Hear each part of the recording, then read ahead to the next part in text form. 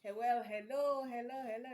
Welcome to today's episode of Soul Healing and Transformation.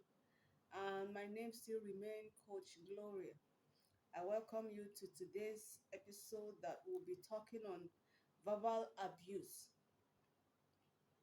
And we'll be looking at the term verbal abuse, and also I'll give you 8 things you need to note about verbal abuse. That will help you in dictating when you are verbally abused or what to do.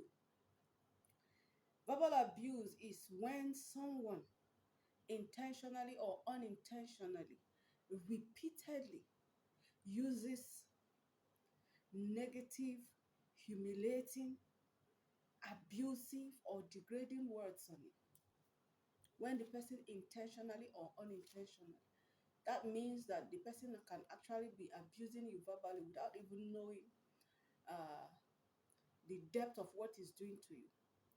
That means somebody who loves you can actually be abusing you verbally and not knowing the damages it's doing to you. And it's not yet verbal abuse until it's done repeatedly.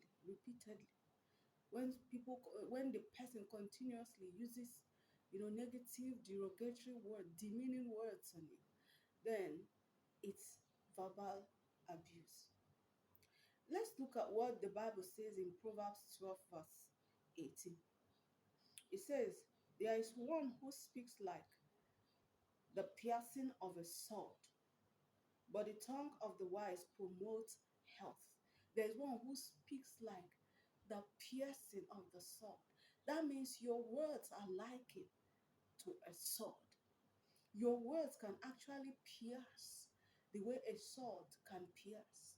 Your word can actually stab someone the way a sword can be used to stab someone.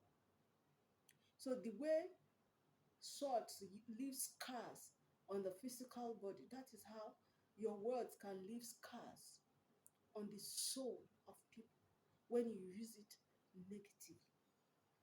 But the tongue of the wise promotes health.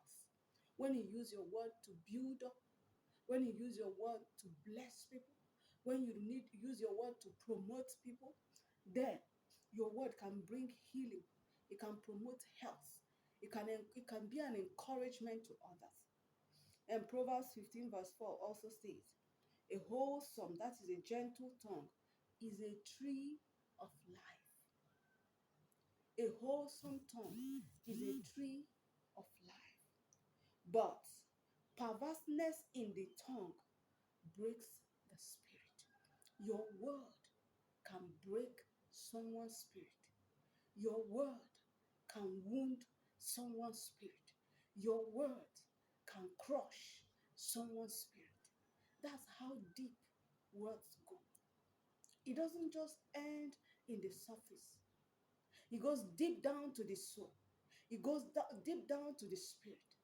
And it lives it lives, prints that can follow the person all through life. That's how deep words can be. And then let's look at the 8 things that I need you to note about verbal abuse. Number one, verbal abuse occurs in relationship. It's hard for you to go just outside there and a stranger just start raining abuse on you, and he sees you tomorrow, start raining abuse on you. He sees you next tomorrow, start raining abuse on you. It's always hard for that to happen. But there's this tendency for people to abuse people verbally when they are in relationship. Relationship between parents and their children, relationship between couples, relationship between siblings, relationship between colleagues at work. It's easy for people to become too familiar with you that they call you all sort of names. They abuse you verbally. Some do it intentionally, while some can do it unintentionally. Number two, verbal abuse is most times subtle. It's subtle. It's not something that, because it doesn't have maybe physical scars or physical marks, or it doesn't leave something physical that the optical eye can see. It's so subtle that you might trivialize it when people uses negative words on you, but it shouldn't, because it goes deeper than what your ears hears. It goes deeper to your subconscious mind, and it can begin to reprogram your mindset, your perceptions about yourself. Number three, verbal abuse negatively impacts your psychological health. This effect can be short term or long term. Yes. Verbal abuse can negatively impact your psychological health. It can make you become so feel so inappropriate about your life. It can make you feel worthless, think worthless about yourself. It can create anxiety attacks in you. It can create can make you to be to lose courage in yourself. It affects your psychological health, your mindset, your self-perception. It shapes how you think and see yourself. Number four, verbal abuse sometimes precedes physical abuse. When people just keep on abusing you verbally, abusing you verbally, and you tend to, keep silent about it. You don't do anything, to tell them no, they can't talk to you like that or so. They can it can Physical abuse can actually fool, because when they see, okay, you are comfortable with the verbal abuse, they can extend it to physical abuse. Yes, they can. So it shouldn't be accommodated. Number five, you can verbally abuse yourself. Yes, this I totally agree, because I have been a victim of this, uh, verbally abusing myself when I was struggling to deal with the sexual abuse that I suffered when I was a teenager. I When I'm overwhelmed with the pain of this sexual abuse, I tend to call myself all sorts of names, call myself useless, call myself worthless, call myself gullible, names that I shouldn't even use on someone else. I just see myself using it on myself over and over again.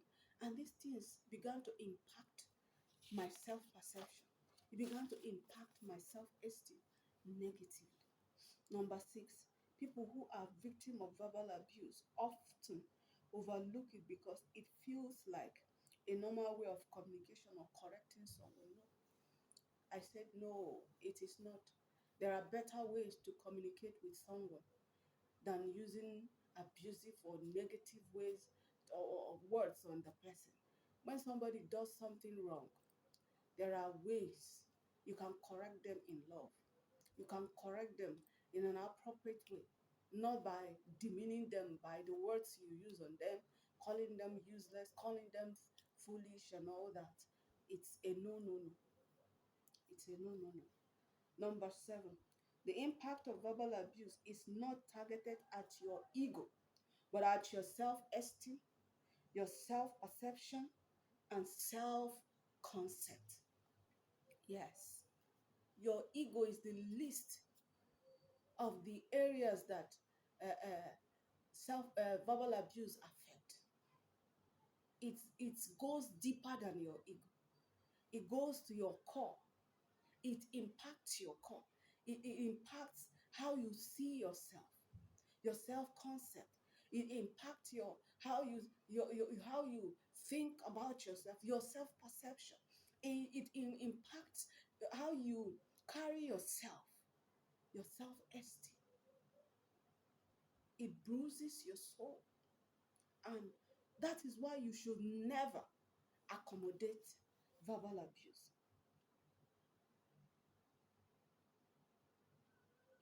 It is not uncommon. Number eight, it is not uncommon for someone who is verbally abused to feel inadequate, stupid, or worthless. Yes, it's not.